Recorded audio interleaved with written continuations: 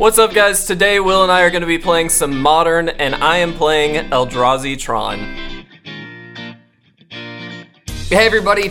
The deck I am running is Death Shadow, Grixis Death Shadow specifically.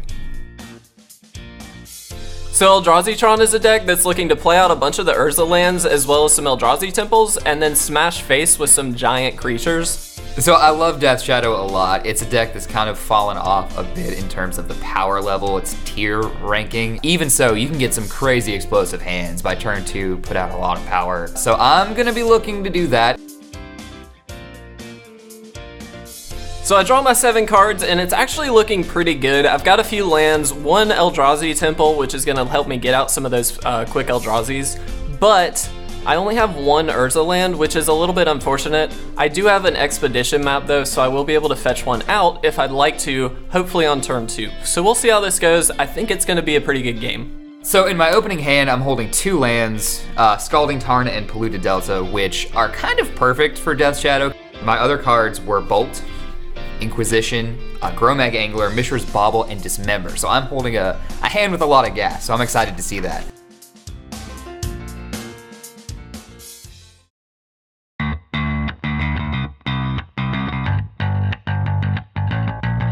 So Will is on the play, and he leads off with an Inquisition of Kozilek, which is like my least favorite card right now.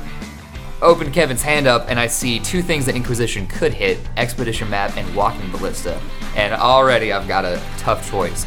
Do I take his early play with Ballista, early threat I should say, or do I take Expedition Map to take him kind of off Tron? He's only holding 1 Tron piece, which is awesome for me. And at any chance you get, I think you should try to keep Tron off of the thing that the deck is named after. So that's what I did. I ended up taking Expedition Map, which is maybe different, I think. You usually try to take a scary thing. After he's taken the map, I really don't have any follow-up plays, so on my first turn, I just play an Eldrazi Temple and pass because I really can't do anything else. On main phase 2, I had a choice to make. I played Mishra's Bauble, and usually I like to look at my opponent's deck to kind of see, get an idea of what I can expect.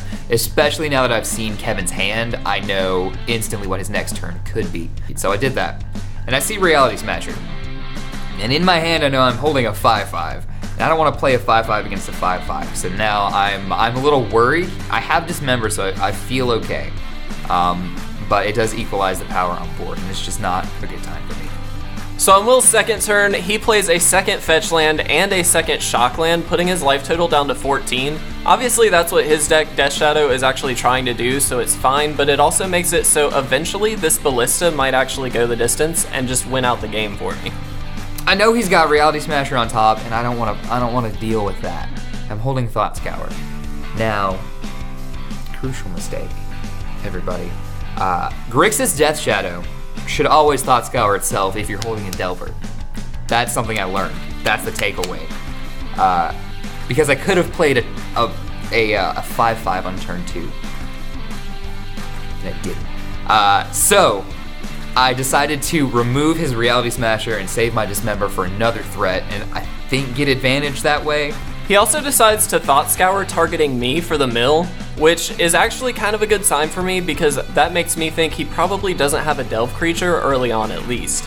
Then Kevin plays his Matter Reshaper 3/2. I'm not super worried about it because I have Bolt, so I just Bolt it. Bolt in this matchup doesn't really get you a lot of things.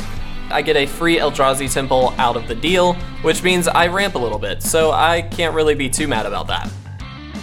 So on Will's turn 3, unfortunately, he does have a Gromag Angler, so he delves everything out of his graveyard except for a Lightning Bolt, which is important to note because he does have Snapcaster in his deck. Then he also plays a Death Shadow, which at this point in time is only a 2/2, so it's not too scary, but obviously it will get out of hand very, very quickly, so I just have to keep an eye on it for now. I just put 7 power on board. I'm sitting good at turn 3. On my turn 3, I'm able to play a Waste and then also play an Endbringer, which matches up really well against either one of his creatures. It can block the Death Shadow no problem, as well as the Gromag Angler, and just trade off if I really, really need to. At this point though, I'm sitting at 20 life, so I'm not too worried about it. If I need to take a hit, I'm totally fine with that. I Dismember it. Hooray! Unfortunately, at the end of my turn, Will decides to dismember my Endbringer, which does get rid of my blocker, but it also brings his life total down pretty low. So turn 4, I draw into Scalding Tarn, which is sweet.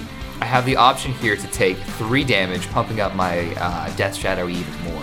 I'm kind of nervous at this point because I know Kevin's still got that walking ballista. I decide just to take 1 damage to make my Death Shadow a 7/7, still keeping me really aggressive, but being a little bit safe. I need to be cautious here just because of that ballista. I think if I can draw a hand destruction spell, Inquisition, Thoughtseize, what have you, I'll feel great. So on turn 4, Will decides to swing in with his 7/7 Death Shadow. At this point, I haven't taken any damage, and yes, it is a lot, but I think if I should be able to take this attack, I can last the rest of the game no problem, and again, I'm just kind of biding my time until I can ballista him to death. So on my turn 4, I decide to go ahead and play a Thought-Knot Seer. Not only does Will only have a couple cards in his hand, but it also gives me a chump blocker if I really need it. So the next turn, I'm giving Kevin a choice. I'm swinging in thinking he's gonna block. He surprises me and doesn't. So now it's a tie game, 6-6. This is the realm Death Shadow likes to be in. So turn 5 is a pretty big turning point in the game because at this point it really looks like Will's gonna take it home. I decide to go ahead and play a Reality Smasher as well as a second Thought-Knot Seer. The Thought-Knot Seer whiffs, but I do have 3 blockers at this point to take on his 2 attackers, so I should be able to set up some double blockers if I really need to. So what I decide to do is go ahead and double block the Death Shadow with the 2 Thought-Knot Seers, so if he wants to actually save it, he has to dismember, take damage, and get him down to a low enough range that I can just ballista him immediately. All I've got's a swamp at this point, so unless I can throw the swamp at his Eldrazi, I'm kind of out of gas at this point. So on my next turn, I decide to go ahead and attack with my Reality Smasher. He's already at 6, so if he lets this attack go through, he will be down to 1, which means I can literally just play Ballista for 1 and immediately kill him. If he does decide to block, then he trades off his Gurmag Angler, which is his last threat, and that puts me in a position to just play out the rest of my hand and hopefully win the game. He does decide to block with the Gurmag Angler, which means the 2 threats trade off, and it does put me in a position where I can just play out my threats and hopefully finish this game on the next turn. We're just digging.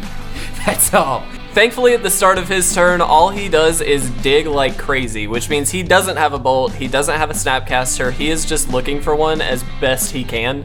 He does play a Thought Scour, targeting me for the mill, which is a bit weird, but then he also finds a Serum Visions as well as a Street Wraith. That Street Wraith is important because it does get him down to 4 health, which means I can just attack with my Thought-Knot Seer left on the battlefield and actually win the game that way. We've lost at this point. The game is done. We're out of gas, so owies. On my turn, I swing with Thought-Knot Seer and take him out. Post-game, Death Shadow really just has to play like a red deck in the sense of they just throw everything at aggressiveness, especially in this matchup. If you can get out early under Eldrazi, do it.